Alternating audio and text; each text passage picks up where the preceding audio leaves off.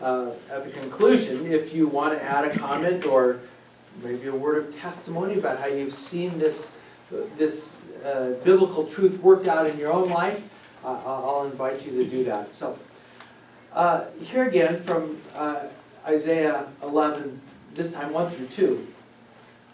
A shoot will grow up from the stump of Jesse. A branch will sprout from his roots. The Lord's Spirit will rest upon him, a spirit of wisdom and understanding, a spirit of planning and strength, a spirit of knowledge and the fear of the Lord. I'd venture to say that you do not realize how dismal things were looking in 8th century BC Jerusalem. The Assyrians were huffing and puffing and getting ready to blow the house down. The Jewish people had pretty much abandoned God, and now it was appearing that God was going to abandon them, that Jerusalem was about to fall. The people were going to be dragged off into exile. The worst, though, as far as everyone was concerned, was the matter of King David's dynasty. In 2 Samuel 7:16, if you were to turn back there, you would see the Lord said to David, He said, "Your dynasty and your kingdom will continue for all time before me, and your throne will be secure forever." Well, the people were reasoning. They knew this promise. They were reasoning, if God were to default on this promise, how could the people rely on Him for anything? I mean, living as we do in this kind of secular democracy, I don't think that we really understand the significance of what is happening here. Even though by their own admission they were not good Jews. The only thing that was going for them in spite of that fact was that they had the promises of God. And in their understanding, those covenant promises, they were most visibly manifest in the land, the promised land that they were living on, and which they were about to lose again, and the person of the king, the descendant of David. As long as there was a Davidic king, the people were reasoning, their salvation would be secure, that God would take care of it.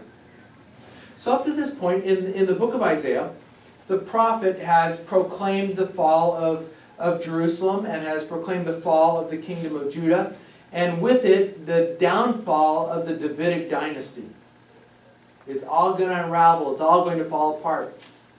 And the circumstances around them, as they looked out at the Assyrian army camping outside of town, they seemed to confirm the prophecy. The gloom and the doom picture painted by the prophet Isaiah was not really that far-fetched. It was quite believable at that point. Perhaps you've experienced some of that same kind of fear. You've seen the camps outside of your own life, and you've experienced the fear, and you've experienced the anxiety, and you've experienced that kind of disappointment in your life. After months of treatment, her cough persisted, and Emily Bennett Taylor began to feel pain in her lungs. Her story was told in the Atlantic magazine this past week. But an x-ray revealed that Taylor, at 28 years old, had a large, rapidly growing tumor in her right lung. She had adenocarcinoma, which is a form of non-small cell lung cancer, which is the most common type of lung cancer that's found in young, non-smoking women. And by the time it was diagnosed, it had advanced to stage 4, which meant that the disease had spread beyond her lung. I was very confused, she said. I almost could not believe that someone my age who was healthy and went hiking and played volleyball could get lung cancer. Ms. Taylor is a part of a growing trend in America. Young, healthy, active, non-smoking women developing lung cancer. Now explain that. I mean, all these years we've been told if you want to be spared from cancer, don't smoke. And so she doesn't smoke, and then she still gets it. Explain that. The researchers are not sure what to make of it all, but they suspect that it's some kind of genetic alteration that's going on, but nobody really quite knows what to make of it. And what do you do when this kind of thing happens in your life? Perhaps you've lived a good life. Maybe you've done all the right things. Maybe you've experienced great faith in God. You have a great personal faith in God and in what God will do for you, and yet you still get deadly sick. I mean, talk about frustrating, talk about disappointing, talk about even scary. You've been faithful to God's call in your life, and then your body stops working right, and they have absolutely no idea why it is. What's wrong with the world? Well, why is it that God does not spare His own people? Or maybe it's a family matter, or maybe a work-related problem. Everything comes at you at once, the feeling of everything spinning totally out of control, and you don't know what to do about it. You've tried everything, but it's overwhelming. And I would suggest that this was the situation for Judah and Jerusalem. It was overwhelming. It was spinning out of control for them. Although theirs was of their own stupid doing, still they were beginning to wonder whether they could actually rely on God's promises. And the issue then of the Davidic dynasty served to surface their insecurity. It raised the angst and caused them to ask even more questions. And this is why these verses in Isaiah 11 are so very powerful. They are especially jolting when they are read in the context of chapter 10. In Isaiah 10, the chapter starts out with some very harsh words of judgment against Judah, the southern kingdom that remained. But then they move pretty quickly into words of judgment against Judah's adversaries, the ancient Assyrians. So in 10:33, it says, "But look, the Lord Almighty will chop down the mighty tree. He will destroy all the vast army of Assyria, officers and high officials alike. The mighty one will cut down the enemy as an axe cuts down the forest trees in Lebanon." They will be cut down like trees under axes, just as Judah, God's people, have been cut down. Assyria would be cut down as well. But then in the next sentence, and if you remember, the chapter divisions in the Bible are a modern insertion. They weren't there to begin with. So chapter 10 flowed idea-wise right into chapter 11. So in the very next sentence, God adds through His prophet Isaiah and says, "A shoot." So He's saying they're going to be chopped down, but then Assyria is going to be chopped down. But then He adds and says, "A shoot will grow up from the stump of Jesse." Who's Jesse? Anyone? David's father.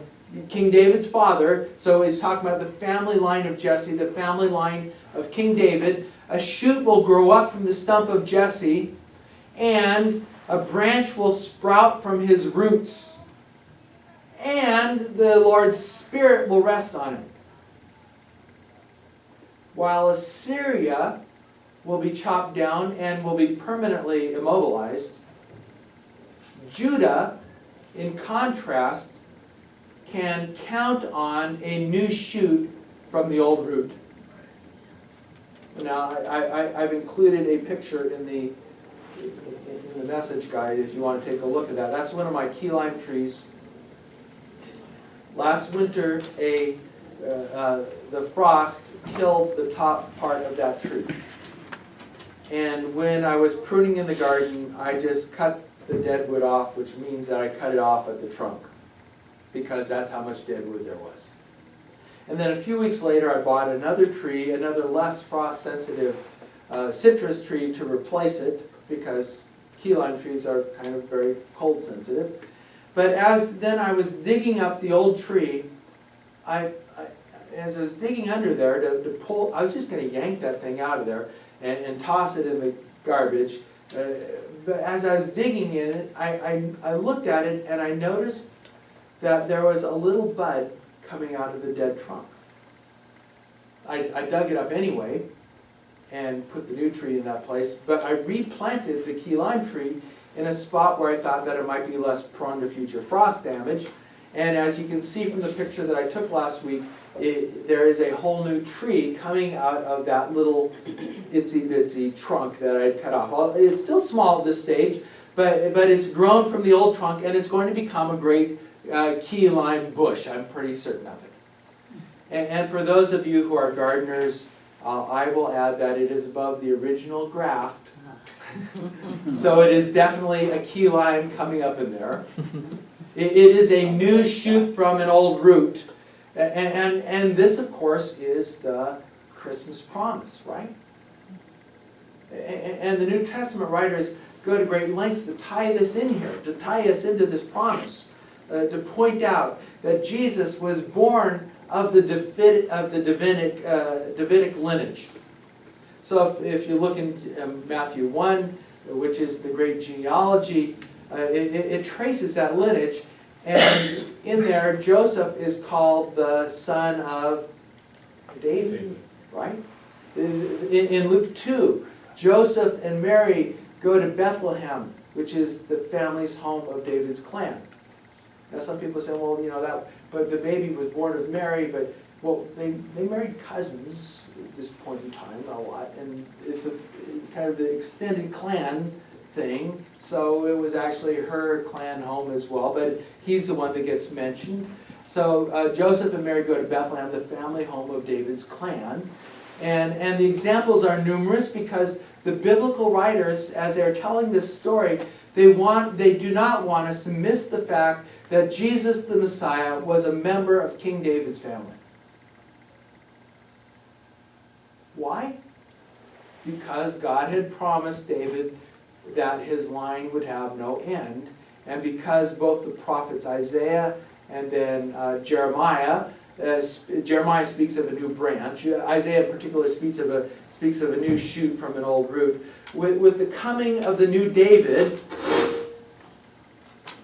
Judah, that is the Jewish people, would be saved. God would not abandon them. That's the point of it. God's not going to abandon them, even though they deserve to be permanently chopped off and left in the garbage bin.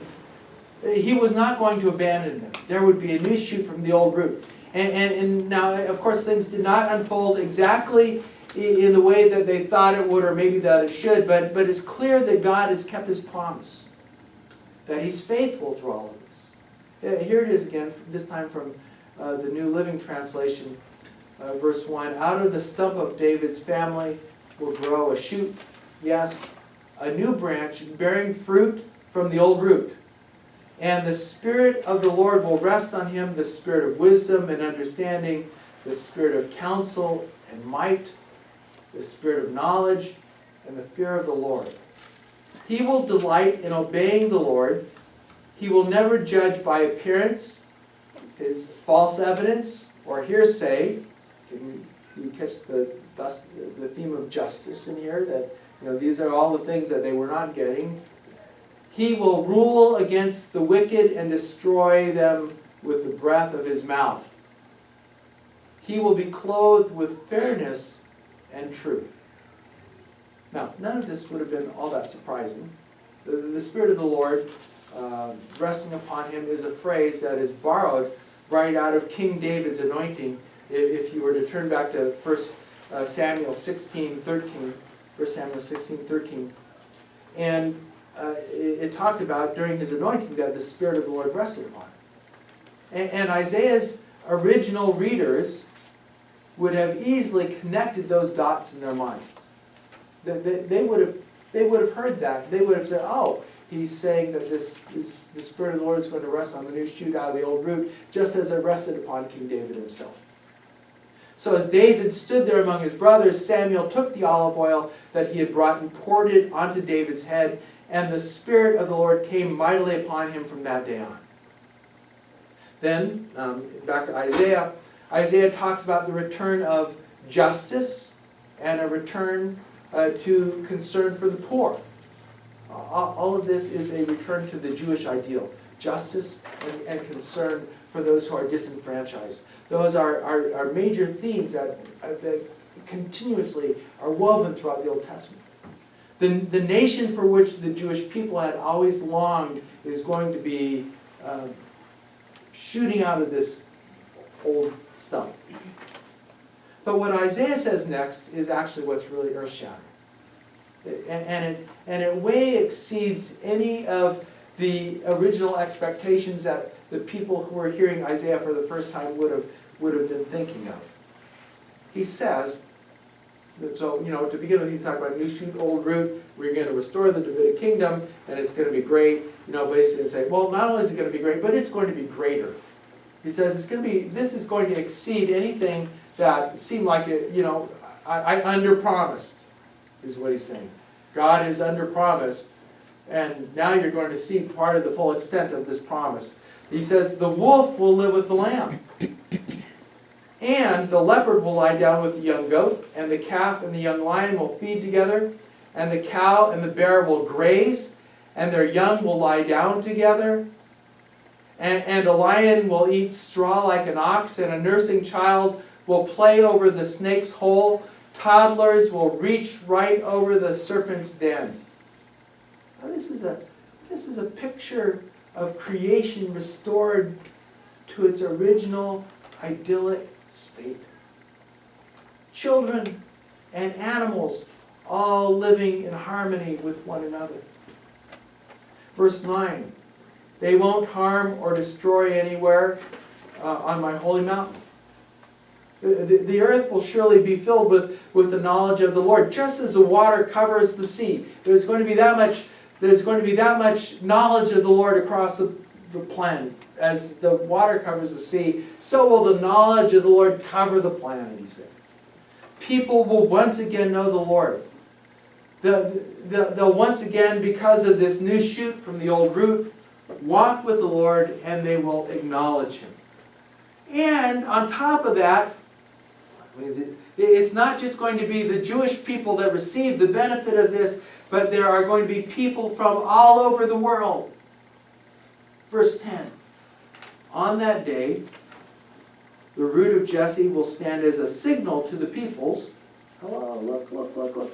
The nations will seek him out, and his dwelling will be glorious. The word nations here is the same word as Gentiles. It depends on context. Sometimes it's translated one way, sometimes the other. So it's really saying the Gentile nations will seek him out, and the Gentile peoples will seek him out, and his dwelling will be glorious. Why will it be glorious? It will be glorious because the entirety of the world is going to recognize that something has happened here. The Lord meets and exceeds His promises. The new shoot from the old root proves it. And that's the point that Isaiah is making here. And it's the key point this morning of my message. The Lord meets and exceeds His promises. The new shoot from the old root proves it. The Lord meets and exceeds His promises. Well, now, of course, the cynic is going to hear this, and they're going to say, well, if this baby born in Bethlehem, how long ago was that? 2,000 years ago? Was supposed to do all of this, how come the wolves and the lambs are not living in peace right now? How come the world is still at war? How is it that the most viral YouTube within the past 2 days was of a group of rowdy teenagers in Oregon who are stopping cars and bombarding them with snow and with snowballs and ice balls and harassing the drivers? How is it that there's that much kind of disrespect going on? How come families break apart, and how come children mess up their lives if all of this is supposed to happen? How is it that then a young non-smoking woman can get lung cancer? And the answer is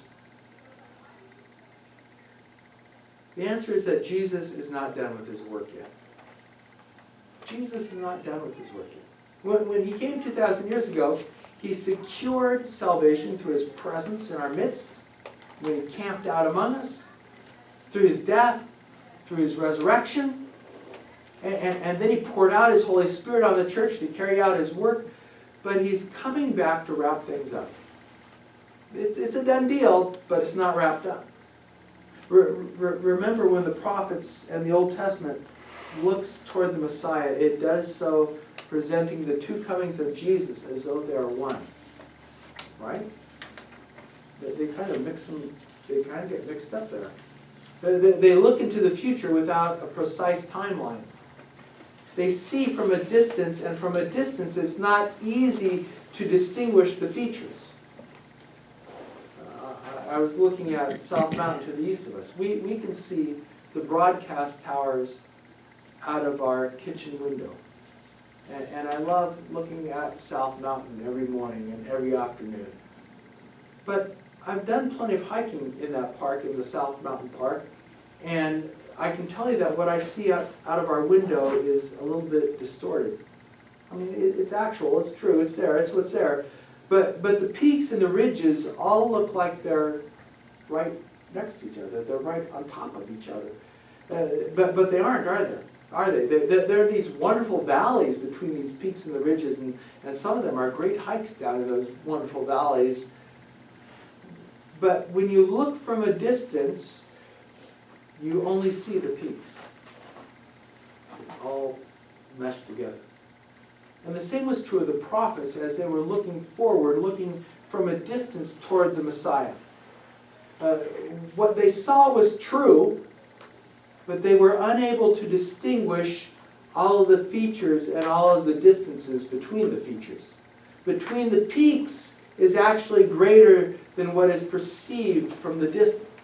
In other words, we are not surprised that while the Lord has come, that he is not finished with us yet. His coming is incomplete, but there is more to come. He's come, but there's more to come. There's more to be fulfilled, but it will be fulfilled. He will come.